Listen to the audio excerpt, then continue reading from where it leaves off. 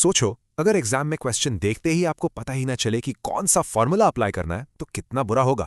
बस उसी प्रॉब्लम को सॉल्व करने की एम से हमने ये सीरीज स्टार्ट की है, जहां हम कुछ ही मिनट्स में पूरे चैप्टर का क्रक्स आपके दिमाग में फिट कर देते हैं। Welcome back to nerdy side.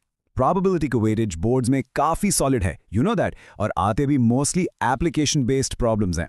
तो चलिए इस माइंड मैप के थ्रू हर फॉर्मूला को कवर करते हुए इस चैप्टर को एकदम मास्टर करते हैं।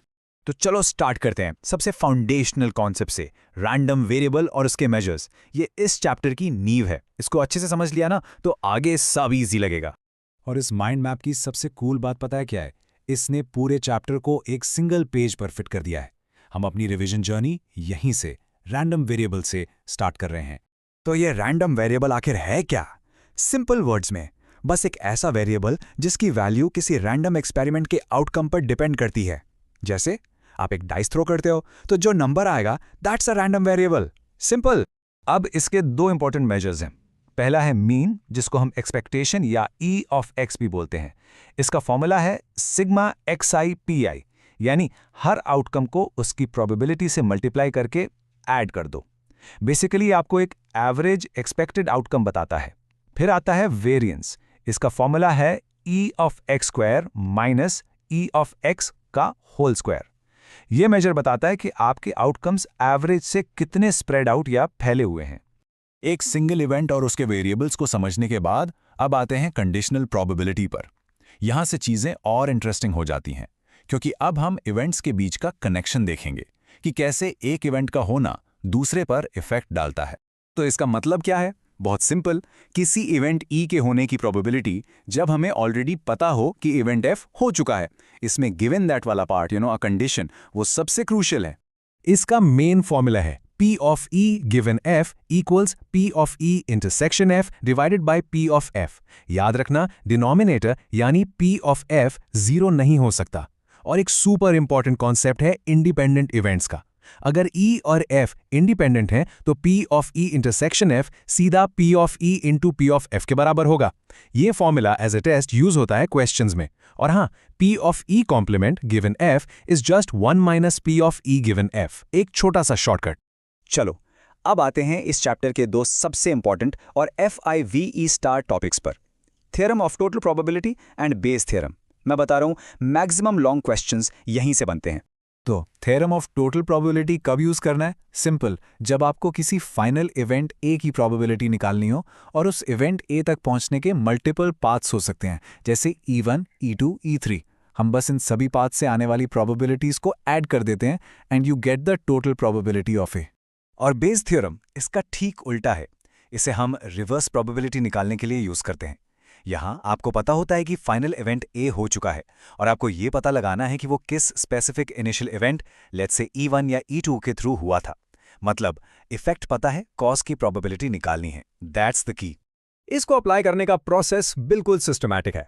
स्टेप 1, सारे पॉसिबल इनिशियल इवेंट्स या पार्टीशंस मतलब E1, E2 and so on identify करो। स्टेप 2, फाइनल इवेंट ए को पहचानो जो एक्चुअली हो चुका है। स्टेप 3, सारी की रिक्वायर्ड प्रोबेबिलिटीज PEI और PA गिवन EI फाइंड करो। और बस स्टेप 4 में फॉर्मूला में वैल्यूज पुट कर दो। और ध्यान से देखो, इसका डिनोमिनेटर और कुछ नहीं बल्कि टोटल प्रोबेबिलिटी का ही फॉर्मूला है।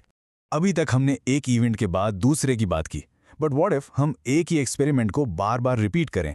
यहां पिक्चर में आते हैं Bernoulli trials and binomial distribution. ये तब यूज होता है जब एक्सपेरिमेंट के सिर्फ दो ही पॉसिबल आउटकम्स हों, या तो सक्सेस या फेलियर। That's it. लेकिन ध्यान रहे, हर रिपीटेड एक्सपेरिमेंट बर्नौली ट्रायल नहीं होता। इसकी 4 कंडीशंस का एक चेकलिस्ट है।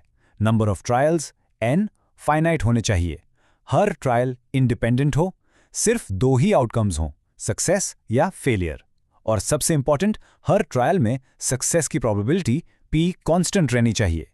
जब ये चारों कंडीशंस टिक हो जाती हैं तभी हम आगे का फॉर्मूला यूज कर सकते हैं। तो अगर वो चारों कंडीशंस मीट हो जाती हैं तो हम ये पावरफुल फॉर्मूला यूज कर सकते हैं, P of x is equals to x is NCx, q to the power n minus x, p to the power x। Simple भाषा में ये फॉर्मूला आपको n ट्रायल्स में से एग्जैक्टली x सक्सेसेस मिलने की प्रोबेबिलिटी बताता है। यहाँ P है प्रोबेबिलिटी ऑफ सक्सेस और Q है प्रोबेबिलिटी ऑफ फेलियर, यानी Q equals 1 minus P। चलिए अब थ्योरी को प्रैक्टिस से जोड़ते हैं। हम 2 टिपिकल बोर्ड लेवल क्वेश्चंस का अप्रोच देखेंगे, पूरा सॉल्व नहीं करेंगे, बस ये समझेंगे कि एग्जाम में सोचना कैसे है, फर्स्ट स्टेप क्या लेना है।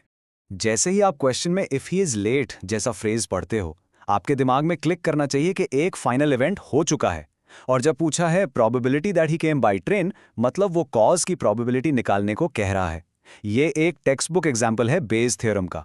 First step E1, E2, E3 को ट्रेन, बस, स्कूटर मानो और इवेंट ए को बीइंग लेट डिफाइन करो। बस उसके बाद तो फॉर्मूला में वैल्यूज डालनी है। अब बेस क्वेश्चन को देखो।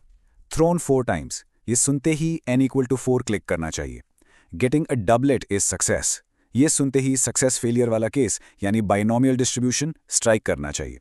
तो सबसे पहला स्टेप होगा एक सिंगल थ्रो में डबलेट आने की प्रोबेबिलिटी p निकालना। फिर n = 4, x = 2, p और q यूज करके सीधा फॉर्मूला लगा दो। Simple as that.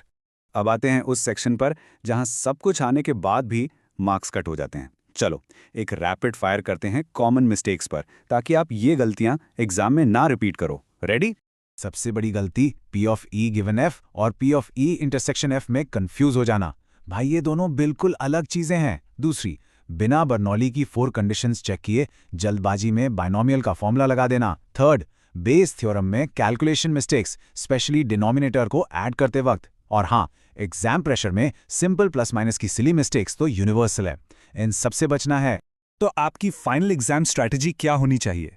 Simple 4 steps. Step 1, question पढ़ के टाइप आइडेंटिफाई करो, बेस है, बाइनोमियल है या simple conditional. Step 2, correct formula choose करो। स्टेप 3, वैल्यूज लिखते वक्त डबल चेक जरूर करना। और आखिर में स्टेप 4, कैलकुलेशन बिल्कुल आराम से केयरफुली करो। अब इस माइंड मैप को एक बार खुद से रिवाइज करो और प्रैक्टिस क्वेश्चन सॉल्व करो।